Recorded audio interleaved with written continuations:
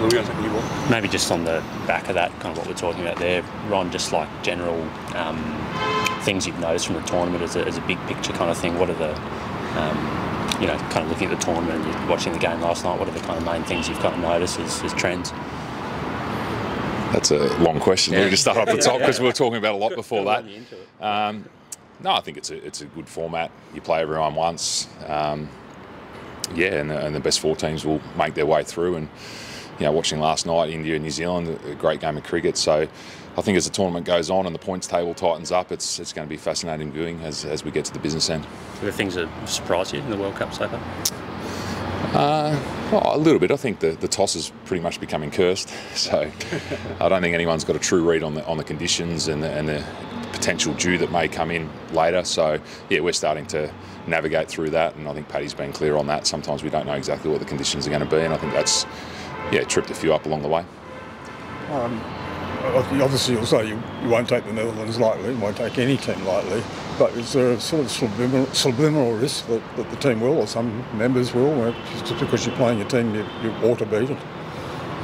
No, I think that the Netherlands have shown against South Africa what they're capable of, and they've got some really good players in decent form as well, led by their captain Edwards. So Van Beek's been impressive. Rula van der Merwe, left arm spinner.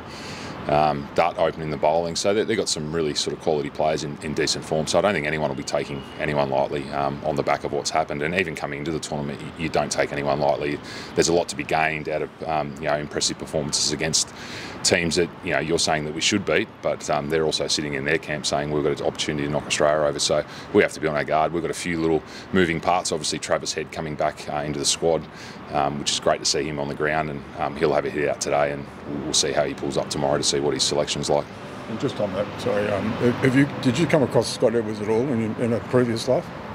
No, I haven't. No. I saw him at the practice game down at Trivandrum, but he's been ultra impressive in the way that he's led the Netherlands. You would have come across Rula van der Merwe though. Maybe you would have played with him at RCB? Yeah. I've come across Rula, so he's still going. I'm well and truly retired, but Rula's still out there doing his business. Passionate player, gives his all, and he's a real competitor. So as I said, they've got some really good players in decent form, so they're not to be taken lightly. Pat Cummins said that Australia lost the right to peak at the right time because they lost the first 2 games before the last game.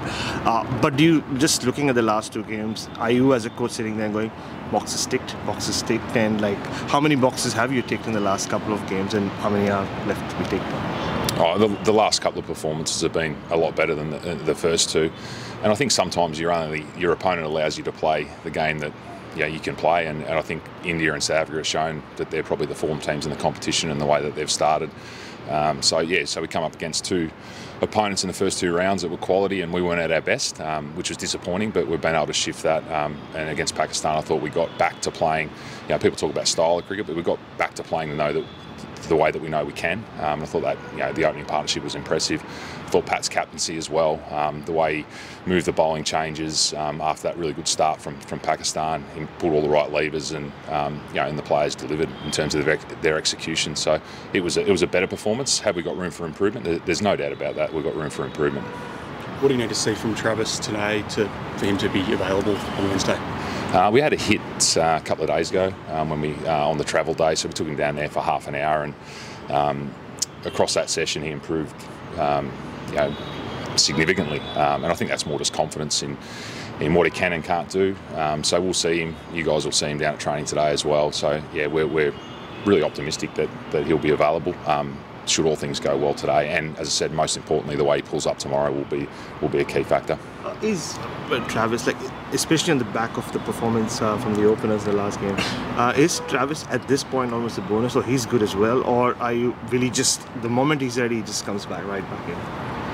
He's got to be skill ready. I mean, that's the next layer. So it's one thing to be physically ready, and as I said, that's a big step today in the nets. The way he goes, he'll face bowlers, and he'll give us an indication of what he can and can't do post that session. And as I said, equally important is how he pulls up tomorrow. But we don't want to put any player out there that's not 100%. It's a World Cup, so we want to make sure he's skill ready, make sure that hand's functioning to the way we know it can.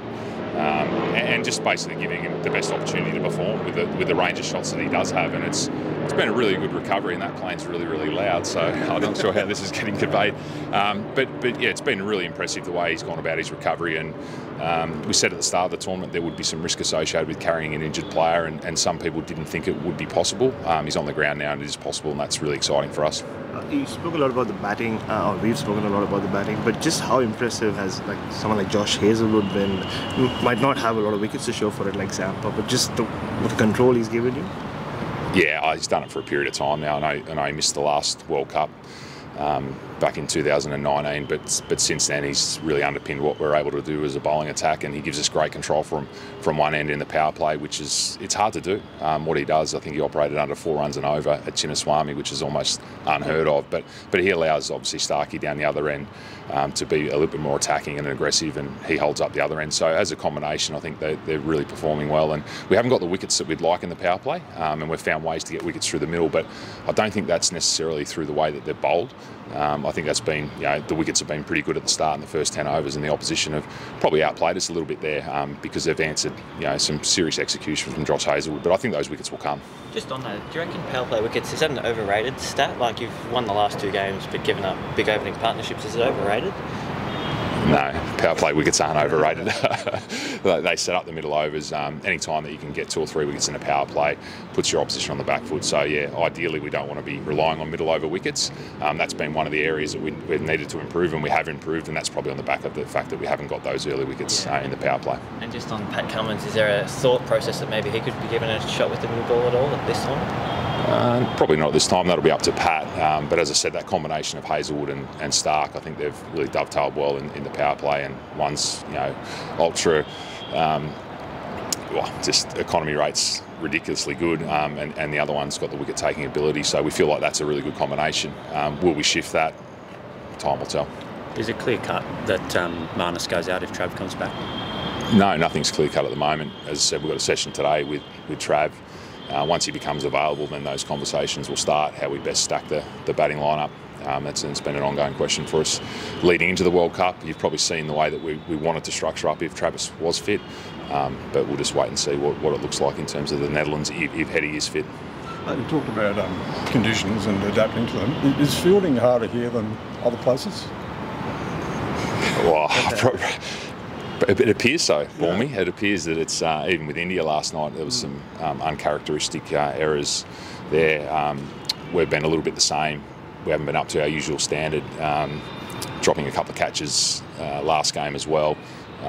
But yeah, I think that'll correct itself. The boys are working hard on their skill preparation. So it's probably been a little bit uncharacteristic of us to drop as many catches as we have. Sorry, training question, Andrew. Mark Stoinis has been bowling the house down in training, bowling long spells. Is that just him preparing for the possibility of having to bowl longer spells, or is that just what he does? And just how impressed were you with what he did in the last game? Yeah, the long spells at training are preparing himself to bowl possibly 10 overs. We've got a lot of options, which is great. We haven't seen Mitch Marsh bowl much of it all. So, yeah, I think he's just preparing himself for the opportunity to bowl 10 overs should that come to fruition. And I was really impressed last game. The energy that he gives us with both bat and ball, Marcus is pivotal to the team. And we saw even Mitch Marsh when he's up and about, the energy he brings, David Warner. I thought Steve Smith was ultra impressive in the field the other night too. That went a little bit unnoticed. His run-saving ability in the inner ring, backward point, mid-wicket cover, really allowed us to put pressure on at the right time. So we were improved in the field, but can we get better? Yes. Just with Andy Flower as well, Andrew, it seemed to be playing a different role during the Ashes. Now it's just a lot of one-on-one sessions with different players, especially the ones who are not playing. Is there a defined role for him, or is he just a floater and the simple stuff? Yeah, it's pretty defined. He's there to help Michael Divinetto out with the batting unit. Batters, as you've seen over time, they do take up a lot of work in the lead up to games as opposed to bowlers. Dan Vittori's probably got a lighter workload in terms of the physicality of the role, but he's doing a lot of backroom conversations, planning with the bowlers, whereas the batters is probably more visible at training. So yeah, Andy's there to help out Michael Divinetto. So we feel like we need two people on the task there with the batting unit. Adam Zampa managed to dodge any more issues after his various hitting pool walls and illness and back spasms and the like? He appears to be in a good place, better than he has been. So yeah, it was a nervy time leading into the last game. I thought it was an incredible effort for him to get up. It was a last-minute decision. I think we were meeting at 1:20, and he was declared fit at sort of 1:19. So it was a great effort, not only to get up for the game, but then to go out and perform and really underpin the bowling performance. We know how critically important he is in those middle overs to take wickets, and at the moment he's tracking the second best white ball spinner to Shane Warne. So. Ultra impressive, and hopefully gets a clear run at it at the moment. And it's been well noted that we've only got, some people say one spinner. We believe we've got two spinners in the squad, but he's got a huge role to play going forward. What about Trav actually on that when he comes back? Do you expect him to bowl a fair bit? Yeah, he's been bowling. One of the benefits of obviously the left-hand fracture has been he's able to bowl in preparation back home. So you'll see that today at training as well. He'll have a good bowl, and that gives us a third spinning option. And we've had Marnus in there. We've had obviously David Warner was a spinning option in the practice game against Pakistan. So we have got some options there, but as I said, Hetty will be available to bowl. Keeping in mind that you said you're not taking the Dutch lightly, is this an opportunity to rest any of those fast bowlers, Andrew? We won't be resting anyone, no, so there won't be any designed rest. If they are to miss the game, it would be through potential niggles, not anything to do with resting, no. We have got a short turnaround to the New Zealand game, but our focus is firmly on that Dutch game. Are there niggles? There's always niggles. I don't think anyone's ever at 100%. So, so we'll get down to training today. We've got selection tomorrow, so we'll just work through the usual process. Yeah, so you're confident that those guys could play, 11 games in a row if required? Like it's pretty taxing 50 over cricket, isn't it? It is taxing. We've got a big break on the back of New Zealand. Not that the players will be thinking about that at this point in time with the two games that we've got coming up, but we feel as though there's ample gaps the way that the tournament's structured to be able to get your best players through potentially all the games. Mm-hmm. And just on Pat's captaincy, which you touched on, you're impressed with in the last game. Can you just talk through how he's sort of evolved as a one-day captain? And is he sort of like improving every match in that sort of sense, do you feel like? Because he hasn't done a lot of it in the past. Yeah, I think definitely is improving. He's definitely getting a better feel on the current group that he is captaining. As you said, he's been sort of challenged with the conditions and knowing how the games will unfold. But he's definitely pulled the right levers in the last game. And I think sometimes the right levers are the ones that give you a positive outcome, and the wrong ones in hindsight are the ones that don't. So I think captaincy, sometimes you're damned if you do and damned if you don't. But I think he's put a lot of right moves during this tournament, in particular the last game at Chinnaswamy. And a couple of pitches during this tournament have got ratings which have irked a few coaches, like Rahul Dravid has had his say. Just your take on the pitches so far? I mean, you have played on a variety of them already.